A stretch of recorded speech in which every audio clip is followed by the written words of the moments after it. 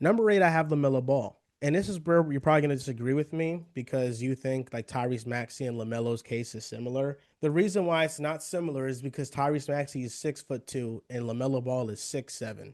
I think LaMelo's size automatically gives him the edge to be a better defender if he's in a good environment. And I think we cannot just under discuss the environment that LaMelo Ball has been in. I have in the past called LaMelo the most overrated player in the NBA because the perception of him is different than the reality of him, but the reality of him is still a great player. And the You're the reason one why overrating him, and though. no, the reason why I called him overrated was because people had LaMelo Ball over Tyrese Maxey heading into last season. I mean, sorry, over Tyrese Halliburton heading into last season. I mixed them up. They're both names, first name Tyrese. And I never thought, despite the counting stats, LaMelo impacted winning more than Tyrese Halliburton. And I was proven right with the playoff run Tyrese Halliburton had, and I've always been a believer in Halliburton.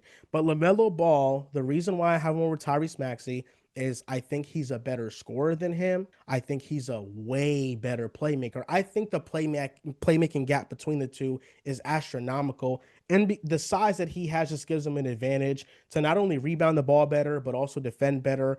And I think the environment he's been in has really held him back as a player. He has not been in a winning environment. But if he played The next to, environment's held him back. It's not him. Okay. it's the Charlotte Hornets. The Charlotte Hornets have held everybody back. What are we Can we talking talk about here? his shot selection? Can we do that? Yes, let's talk about his shot selection. It is poor. I'm not saying it's not poor. There are things in LaMelo's game that needs to be refined, but it's hard to have that refinement when you don't have good coaching or good teammates around you. Had he played next to Joel Embiid and learned under James Harden, like you don't think LaMelo is a completely different player right now? Yes, I think he is. No, I don't. I do think he is. Yeah, absolutely, I think he is. So let me get this straight. You have LaMelo Ball over Scotty Barnes, Yes. Alperen Şengün, Yes. Tyrese Maxey, Yes. and Chet Holmgren. Yes. That is blasphemous. LaMelo Ball, if you're telling me here's a good situation, you need a player to be your offensive engine for that situation, I'm taking him over Chet, Şengün, Maxey, Scotty Barnes. I'm taking LaMelo. The Hornets were plus 9 points better with LaMelo on the court this past year. They had a plus, LaMelo's on and off was plus 9. They were so bad. LaMelo's on and off last year, his point differential plus 9.5 was in the 93rd percentile. They basically were competent with LaMelo, and then when he left, they were the worst team in the NBA. And I know they were already bad, but to start the season, the Hornets were a very entertaining basketball team, and it's because he was playing incredibly well. I think that he has a higher ceiling than all of the players that we named. And what was their record? You call him entertaining, but you're sitting here saying Tyrese can't shoulder. You would build around him? Would you build around LaMelo? What the difference That's is where that it's gotten you. the difference is that this past season, LaMelo was plus 9.5 and Tyrese was plus 5.3. Okay, The differential with LaMelo was better. I'm not low on LaMelo. In fact, I was scared to put him at 12. I thought that would be way above. I was expected to come on here and have to argue him against Scotty Barnes, argue him Absolutely against. not. LaMelo needs to be in a good organization, and I believe in his talent. I think that the most obvious superstar is in front of our faces, and that's LaMelo Ball if he ever gets into a good situation. Like, I think LaMelo is that gifted and that talented, and this isn't a player that's done nothing. It's not like a Steph Curry breakout where Steph Curry in his first 3 seasons had ankle injuries, but he was dropping every year points per game wise where, you doubted whether or not he'd be sustainable long term. Like, Steph Curry was the most random superstar that birthed out of nowhere. His rookie year, 17.5 points. That was great. Second year, 18.6. That was great. Third year, 14.7. After Steph Curry's third year, a lot of people were out on Steph Curry too. And I think that right now people are starting to be out on LaMelo Ball. And I'm like, hey, not so fast.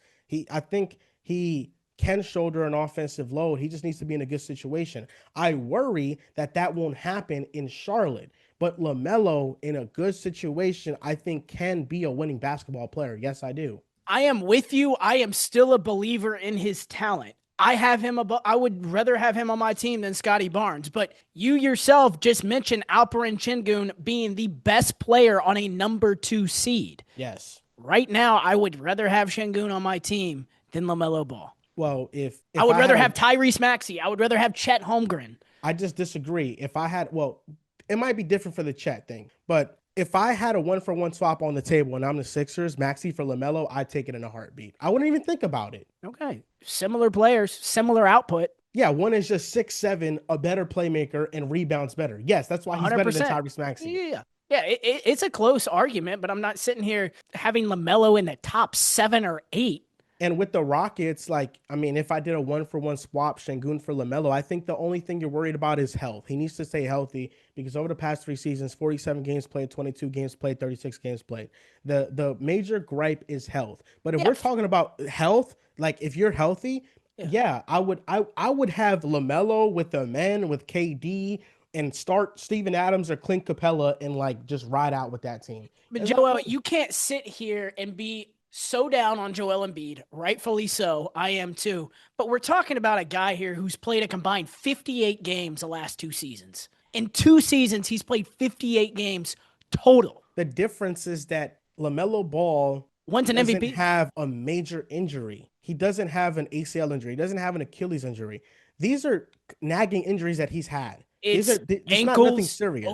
It's ankle, lower leg injuries over and over. But and it's over again. not a major injury. Embiid has had surgeries on both knees already.